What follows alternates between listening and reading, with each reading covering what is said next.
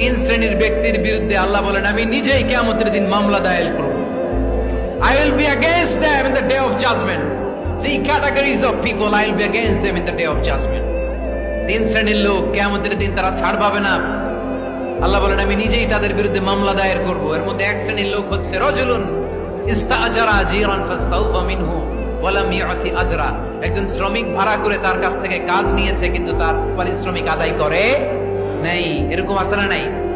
দাপট দেখায় ইউনিভার্সিটির ক্যান্টিন গুলোতে, ইউনিভার্সিটির ক্যান্টিনে যে খায় মাগার বিল দেয় না, এরকম ডাকাইত আছে না নাই? চায়ের দোকানে চা খায় আগে পরে দিমু বিল দেয় না, আছে না নাই? দোকানে যে পণ্য কিনে বিল দেয় না পরে দিমু, আছে না নাই? কিয়ামতের দিন আল্লাহ তোরে মাস্তানি ছুটাবে, চিল্লা এখন ঠিক কি না?